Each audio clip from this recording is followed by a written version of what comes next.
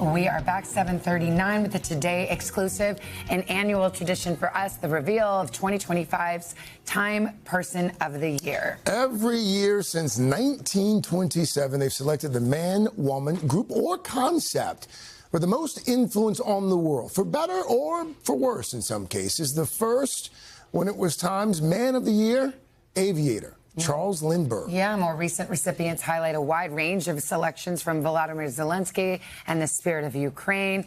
Then there was music superstar Taylor Swift. That sold some issues. And last year, it was then President-elect Donald Trump. So here to share this year's selection, Times editor-in-chief Sam Jacobs. Hi, Sam. Good morning. We love this tradition with you.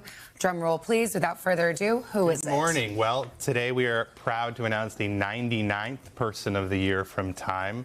And the Person of the Year for 2025, the architects of AI. This was the year where we feel like the people who were designing, imagining, and building artificial intelligence stopped debating about how to create this technology and started racing to deploy it. And there are enormous consequences for society. I mean, let's talk about some of the contents of the article I just said to you. I thought it was pretty fascinating because you didn't just talk to the architects, you talked to the people who are going to be directly impacted by artificial intelligence as well. What did they say? What did they tell you about AI, and what did the architects that you talked to, what did they have to say about it? The people building this technology are incredibly enthusiastic for the potential. Someone like Jensen Huang at NVIDIA is saying that the global GDP, which currently caps out at about $100 trillion, could be $500 trillion. But they also have warnings for us about what this means. The CEO of Anthropic says maybe 1 out of 5 people will be unemployed because of artificial intelligence in the next 1 to 5 years. I mean, it's so interesting because you hear everything from AI could help us find answers, it could eradicate diseases, change life for the better. And then there are people, smart people who say it has the potential to literally destroy humankind. AI seems to be the answer for everything in 2025. You think about a product like ChatGPT, 800 million people are using it. Think about something like what President Trump said earlier this year: if something bad happens, blame AI. You know, it's interesting because I think a lot of folks think that this is sort of something that just came about over the last few years. In your article, you talk about how this has sort of been 75 years in the making.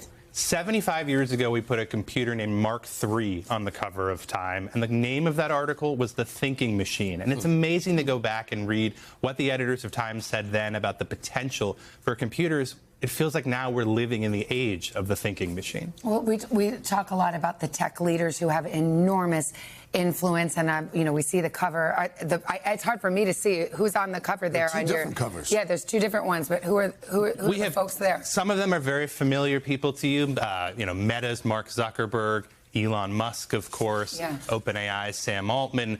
Others may be less familiar, people who are really helping to shape the direction of this technology. But these are unelected people who are having an enormous impact on our lives. This reminds me of the Gilded Age. I think never before, at least since then, has so much power been concentrated in so few individuals. And we know what happened then: amazing progress, but also incredible inequality. Yeah, and when we think that a lot of folks think that the same thing could be happening with this AI revolution as well. Absolutely. All right. Let's talk about quickly also what's happening on Wall Street. I mean, a lot of people are saying there's so much investment in AI and that there's a bubble that, at some point is going to burst. Since August, there's been increasing concern about this phenomenon. It's really interesting that the entire market and the entire economy right now is dependent upon a handful of companies, and it's possible that the growth and massive capital expenditure that we're seeing there is masking a potential recession.